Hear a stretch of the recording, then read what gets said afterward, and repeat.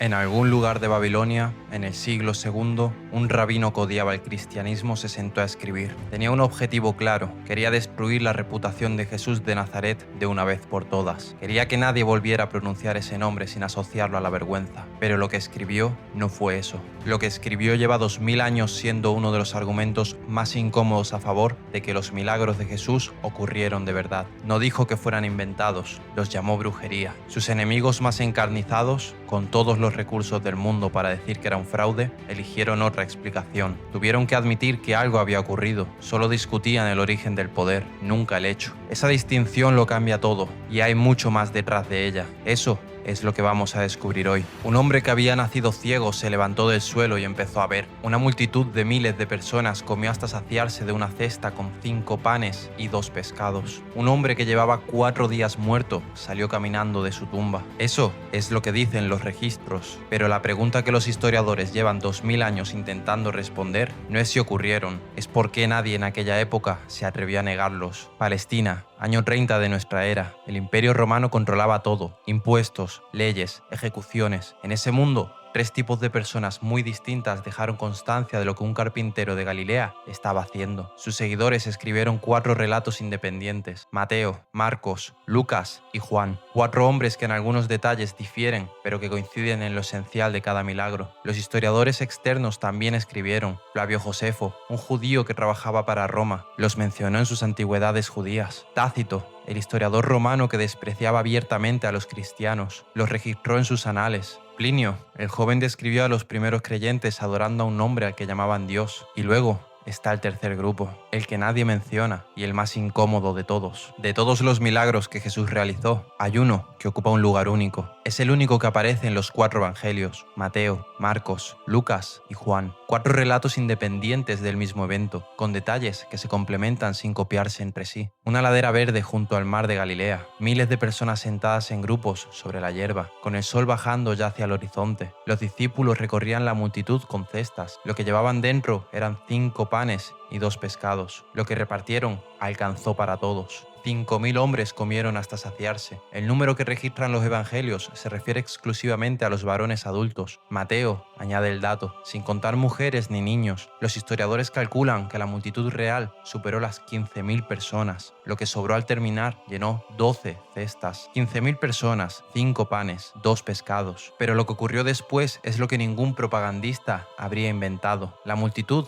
intentó proclamarlo rey por la fuerza. Juan lo registra con exactitud en el capítulo 6, y Jesús se retiró solo a la montaña. Un hombre que acababa de alimentar a 15.000 personas huye cuando esas mismas personas quieren coronarlo. Eso no se inventa. Si esto te está sorprendiendo, hay mucho más en este canal. Suscríbete a Crónicas de la Cruz para no perderte nada. Pero la multiplicación no fue el milagro que más incomodó a las autoridades de Jerusalén. Ese fue otro, uno que terminó con una investigación judicial, con padres llamados a declarar ante un tribunal y con un hombre expulsado de su comunidad por decir lo que había visto. En Jerusalén había un hombre al que todo el mundo conocía por lo que no podía hacer. Llevaba toda su vida sentado en el mismo sitio, junto al camino del templo, los ojos blanquecinos, las manos extendidas, la ropa desgastada de quien no tiene más que esperar. Nadie en Jerusalén recordaba haberlo visto de otra manera. Había nacido así. Jesús se detuvo frente a él, se agachó, tomó tierra del suelo, la mezcló con saliva entre los dedos y extendió el barro sobre los ojos del hombre. Luego le dijo que fuera a lavarse en el estanque de Siloé. El hombre fue, se lavó y volvió viendo. Juan dedica todo el capítulo 9 de su evangelio a lo que ocurrió después, no al milagro, a la investigación que el milagro desató, porque los fariseos no podían ignorar lo que había ocurrido. Ese hombre llevaba años sentado en ese mismo camino. Todo Jerusalén lo conocía. Negarlo era imposible. Por tanto, hicieron lo único que podían hacer: lo sometieron a interrogatorio. Le preguntaron quién le había hecho eso. El hombre respondió. Le preguntaron dónde estaba ese hombre ahora. Respondió que no lo sabía. Los fariseos se dividieron entre sí. Unos decían que el que había hecho eso no podía venir de Dios, porque había actuado en sábado. Otros decían que un pecador no podía hacer semejantes señales. Y ninguno de los 2 bandos encontró la manera de resolver esa contradicción. Mandaron llamar a los padres del hombre que había nacido ciego y ahora veía.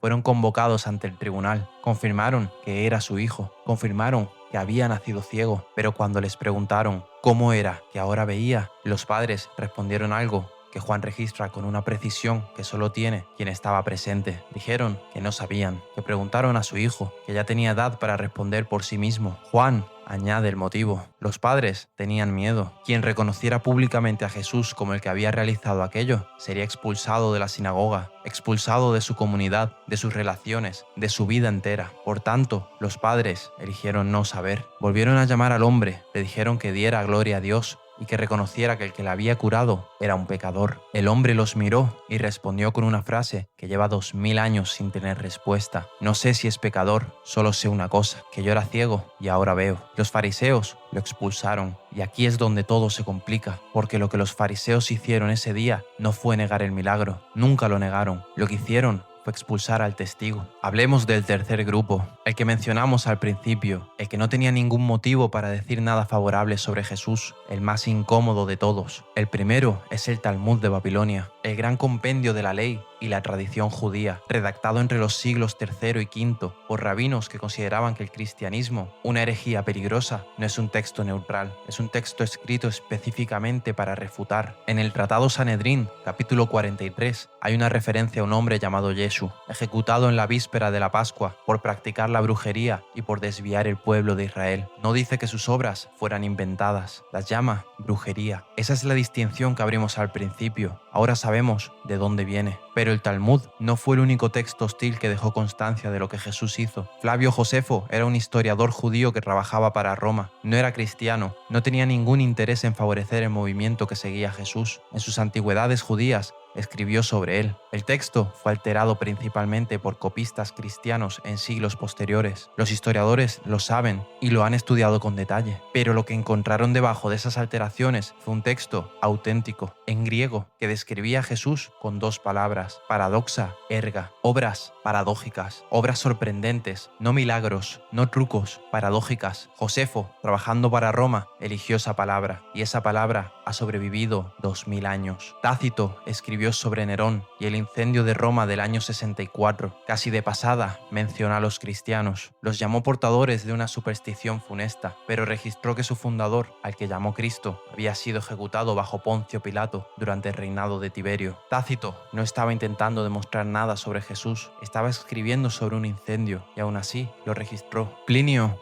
el joven, gobernador romano en Asia Menor, escribió al emperador Trajano alrededor del año 112 para pedirle consejos sobre cómo tratar a los cristianos. Describió sus reuniones, decía que se juntaban antes del amanecer para cantar himnos a Cristo como si fuera un dios. Plinio no lo creía, pero lo registró. 4 textos, 4 fuentes hostiles o neutras. Ninguna niega que algo ocurrió. Todas intentan explicarlo de otra manera. Pero hay algo que ninguno de estos 4 textos menciona. Algo que ocurrió el día que Jesús murió. Algo que 3 fuentes independientes documentaron y que la ciencia moderna ha tardado 2000 años en empezar a explicar. El día que Jesús murió, 3 cosas ocurrieron al mismo tiempo. Una oscuridad cubrió la tierra durante 3 horas. El velo del templo de Jerusalén se rasgó de arriba abajo y la tierra tembló. 3 eventos que los evangelios de Mateo, Marcos y Lucas registran de forma independiente, y 3 eventos que dejaron rastro fuera de los evangelios de maneras que nadie esperaba. Empecemos por la oscuridad. Un historiador griego llamado Flegón de Trales documentó alrededor del año 137 un oscurecimiento del sol y un terremoto durante el reinado de Tiberio. Su obra original se perdió, pero Julio Africano y Orígenes la citaron con precisión en el siglo III. Flegón no era cristiano. Los historiadores debaten qué causó ese oscurecimiento. Lo que no debaten es que Flegón lo registró, que ocurrió en el reinado de Tiberio y que coincide en tiempo con lo que los evangelios narran. Pasemos al terremoto. En el año 2012, un equipo de geólogos publicó en la revista International Geology Review los resultados de un análisis de núcleos de sedimento extraído del fondo del Mar Muerto. Lo que buscaban era reconstruir la historia sísmica de la región de Judea. Lo que encontraron fue evidencia de un terremoto significativo ocurrido entre los años 26 y 36 de nuestra era. El año de la crucifixión cae exactamente dentro de ese rango. 2000 años después de que Mateo escribiera que la tierra tembló cuando Jesús murió, geólogos que no estaban buscando ningún dato bíblico encontraron en el fondo del Mar Muerto la huella de ese mismo temblor. Y ahora, el velo del templo. Las fuentes rabínicas de la época describen el velo que separaban el lugar santo del lugar santísimo como una tela de varios centímetros de grosor y de unos 18 metros de altura. No era algo que pudieran mover solo. Los evangelios dicen que se rasgó de arriba abajo en el instante en que Jesús murió. Pero lo que hace este detalle imposible de ignorar es quién lo vio. El velo solo podía verlo el sacerdote en activo al entrar al recinto interior, y había sacerdotes de turno en el templo esa tarde. El libro de los Hechos registra que poco después un gran número de sacerdotes del templo abrazó la fe en Jesús. Los testigos más directos terminaron creyendo en el hombre que murió cuando se rasgó. 3 eventos, una oscuridad que un historiador pagano registró, un terremoto que geólogos confirmaron 2000 años después, un velo que podían ver los sacerdotes que después cambiaron de lado. Pero no todos los milagros de Jesús ocurrieron ante miles de personas. Los más difíciles de ignorar son los que tienen nombre propio, los que vienen con testigos que todavía vivían cuando se escribieron los relatos, y eso es lo que vamos a ver ahora. En el año 30 de nuestra era, en la ciudad de Jericó, un hombre ciego llamado Bartimeo estaba sentado al borde del camino cuando oyó que Jesús de Nazaret pasaba. Gritó. Los que iban con Jesús le mandaron callar. Bartimeo gritó más fuerte. Jesús se detuvo, lo llamó y le preguntó qué quería. Bartimeo respondió que quería ver y vio. Hay un detalle en este relato que los historiadores llevan décadas señalando. Marcos, al escribir su evangelio, da el nombre completo del hombre, Bartimeo, hijo de Timeo. En los evangelios hay decenas de personas curadas por Jesús, la mayoría son anónimas. Esta no lo es. Los historiadores saben que cuando un texto antiguo nombra a alguien con esa precisión, generalmente es porque esa persona todavía vivía cuando el texto se escribió, porque podía ser encontrada, interrogada, confrontada, porque el autor no se inventaba un nombre, sino apuntando a alguien real que cualquier lector podía ir a buscar. Bartimeo no es un recurso literario, es una dirección. Pero hay otro detalle en este relato que casi nadie menciona. Marcos escribe que cuando Jesús lo llamó, Bartimeo tiró su manto al suelo antes de levantarse. Un mendigo ciego que tiró su manto, su única posesión, su única protección contra el frío de la noche.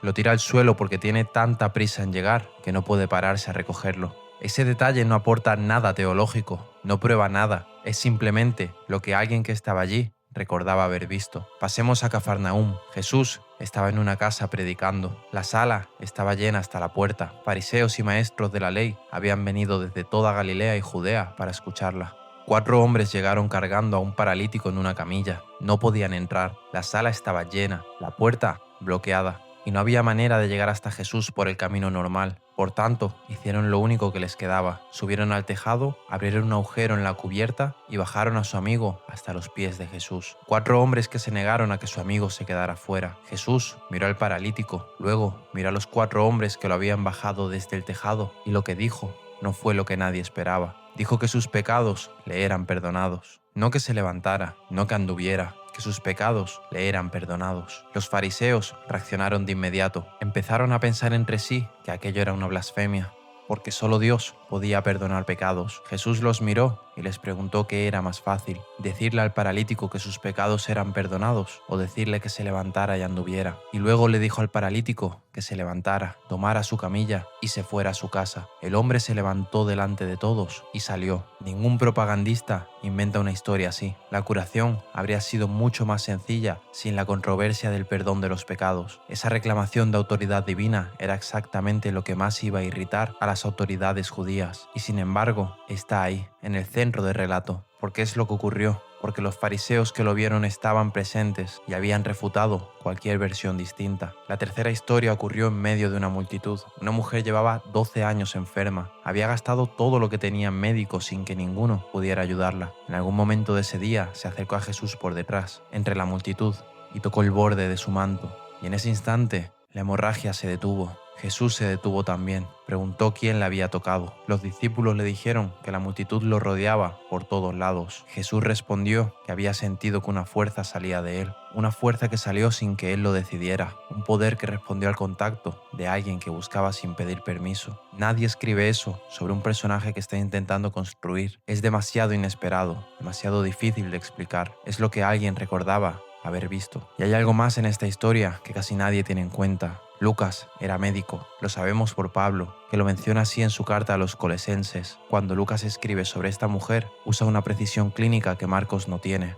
Donde Marcos describe sus años de sufrimiento con detalle emocional, Lucas describe la curación como algo instantáneo y completo. 2 autores Dos perspectivas distintas, el mismo hecho. Ese tipo de complementariedad no se fabrica, se hereda de testigos reales. 3 historias, un ciego con nombre propio que cualquiera podía ir a buscar, un paralítico curado delante de sus peores enemigos, los fariseos, que no podían negar lo que habían visto, una mujer curada en medio de una multitud, sin que Jesús lo eligiera, registrada por un médico que sabía exactamente lo que estaba escribiendo. Ninguna de las 3 ocurrió en privado, ninguna llegó sin testigo, y ninguno de esos testigos, en toda la historia registrada, dijo jamás que era mentira. Volvamos al principio, al rabino de Babilonia que se sentó a escribir para destruir la reputación de Jesús, al texto que redactó con esa intención, a la palabra que eligió para describir lo que Jesús había hecho, brujería. Pudieron haberlo llamado mentiroso, pudieron haber dicho que los milagros eran invenciones, que no había nada que explicar, tenían poder, tenían influencia, tenían todos los motivos del mundo para decirlo, y hubiera sido la refutación más sencilla de la historia.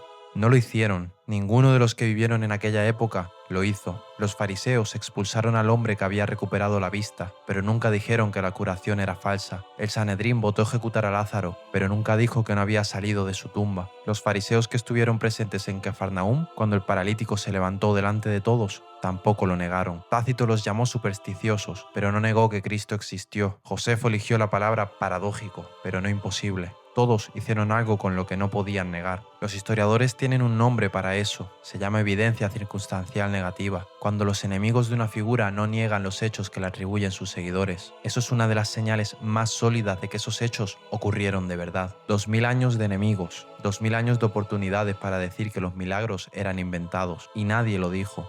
Lo que eso le dice a cada persona depende de dónde esté cuando lo escucha. Hay quien lleva décadas en la fe y encuentra aquí una confirmación de lo que siempre supo. Hay quien se alejó en algún momento y encuentra algo que no esperaba volver a sentir. Y hay quien lleva años con la pregunta de fondo, la que no desaparece del todo, aunque uno intente ignorarla. Para todos ellos, este vídeo ha intentado hacer solo una cosa, mostrar lo que hay para ver.